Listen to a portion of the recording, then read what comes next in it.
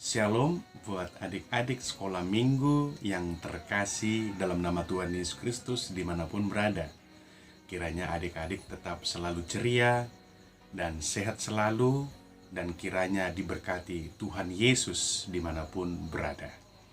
Jikalaupun ada di antara adik-adik sekolah minggu yang sakit, kiranya Tuhan Yesus memberikan kesembuhan, memberkati obat, makanan, dan minuman, agar bisa kembali ceria, belajar ke sekolah, bermain kepada teman-teman kita dimanapun berada. Izinkan pendeta mengucapkan selamat ulang tahun buat adik-adik sekolah minggu dimanapun berada pada saat ini di dalam satu minggu ini.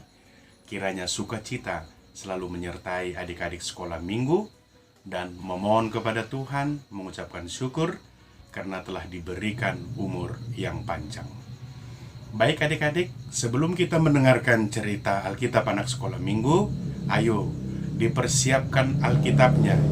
Dibuka dari 1 Samuel pasal 16 ayat 1 sampai 13. Dipersiapkan Alkitabnya karena kita akan membaca Alkitab kita, yaitu dari 1 Samuel pasal 16 ayat 1 sampai 13.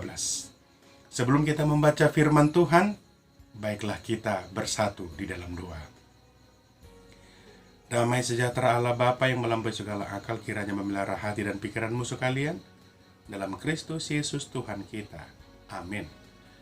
1 Samuel pasal 16 ayat 1 sampai 13 saya bacakan untuk kita. Daud diurapi menjadi raja. Berfirmanlah Tuhan kepada Samuel, berapa lama lagi engkau berduka cita karena Saul? Bukankah ia telah kutolak sebagai raja atas Israel? Isilah tabung tandukmu dengan minyak dan pergilah.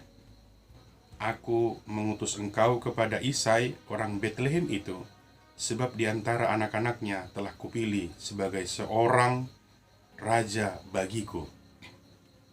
Tetapi Samuel berkata, bagaimana mungkin aku pergi? Jika Saul mendengarkannya, ia akan membunuh aku. Firman Tuhan, bawalah seekor lembu muda dan katakan, aku datang untuk mempersembahkan korban kepada Tuhan.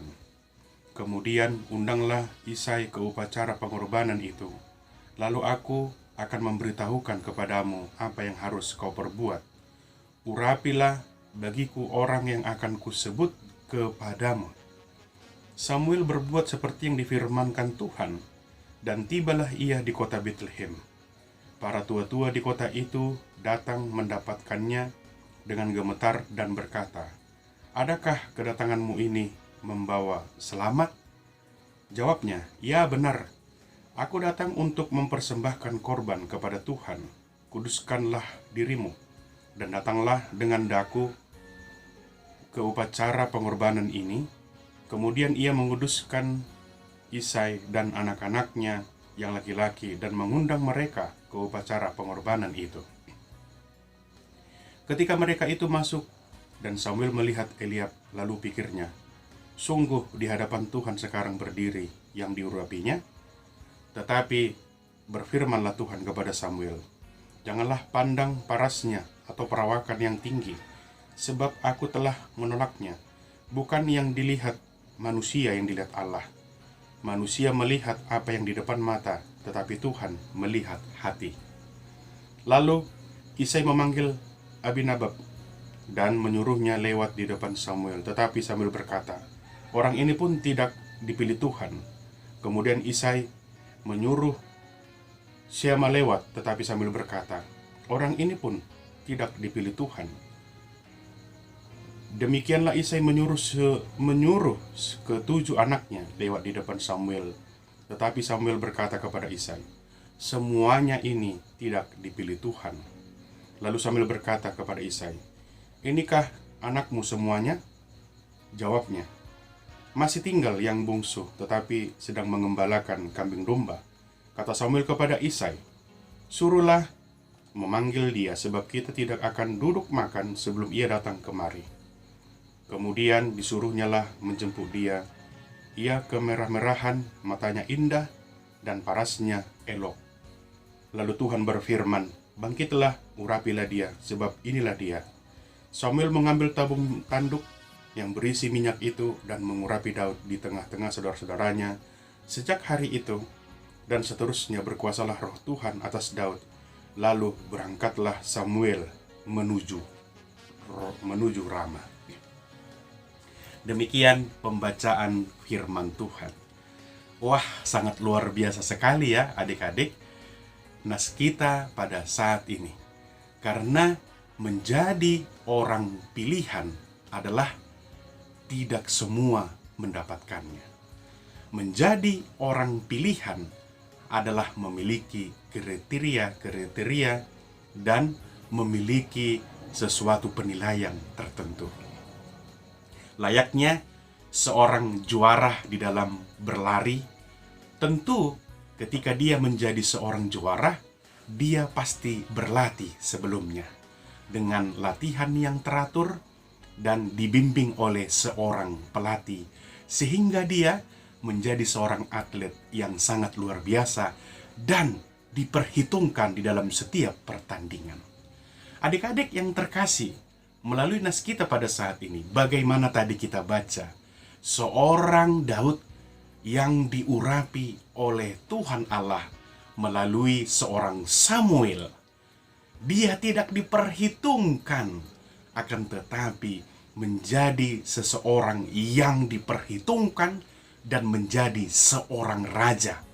Ada abang-abangnya yang disuruh lewat di depan Samuel, akan tetapi tidak ada yang sesuai dengan dikatakan oleh Tuhan Allah.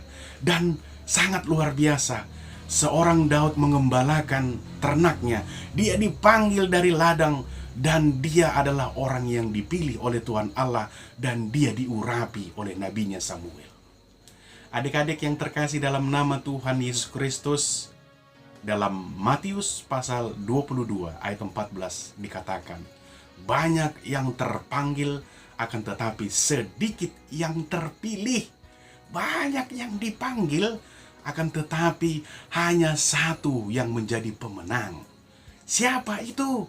Tentunya pemenang tersebut adalah orang-orang yang terlatih, orang-orang yang benar-benar terbimbing, orang-orang yang benar rendah hati, orang-orang yang benar-benar mau berdoa dan mengandalkan Tuhan di dalam setiap kehidupannya. Ayo adik-adik sekolah minggu, tentunya menjadi orang yang terpilih itu adalah merupakan sebuah impian, idaman, dan sebuah kebanggaan. Coba bayangkan adik-adik, ketika di kelas dipilih menjadi juara kelas, ranking pertama sampai ranking yang kelima. Tentunya adik-adik sekolah minggu harap-harap cemas. Ya, siapa ranking 5, siapa ranking 4, 3, 2, dan 1. Inilah yang selalu didambakan. Apalagi menjadi seorang juara umum dari beberapa kelas di dalam sekolahnya. Wah, luar biasa. Tentunya menjadi seorang juara, tadi seperti pendeta katakan, tidak asal dipilih saja. Harus rajin belajar, mengerjakan PR, mau diatur oleh gurunya, orang tuanya, dan tentunya rendah hati, dan tentunya mau menuruti perintah dari Tuhan Allah kita.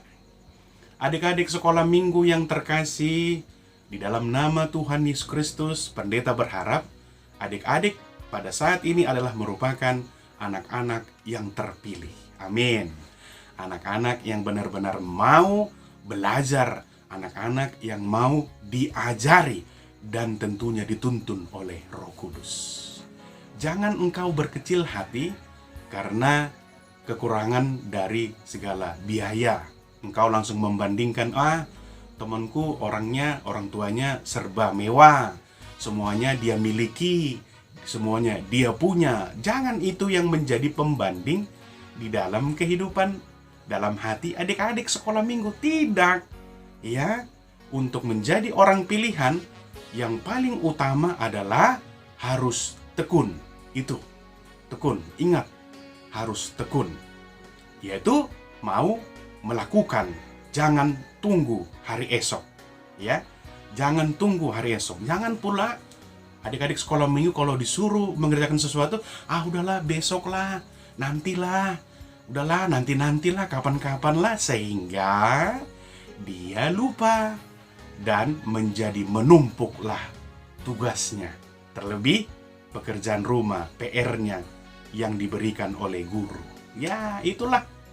Berdoa, udah besok lah, jangan sekarang lah, nantilah hari Minggu saja. Ayo, siapa adik-adik yang berdoa hanya hari Minggu saja ketika di gereja? Salah. Jangan hanya di gereja saja, di rumah, di sekolah, bangun tidur, sarapan, makan siang, makan malam, mau bobo, mau tidur, semuanya harus berdoa.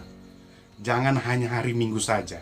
Itu pun berdoanya di hari Minggu karena dituntun oleh abang kakak guru sekolah minggu, bukan karena dia sendiri. Ya, ayo, jangan dibiasakan hal yang demikian.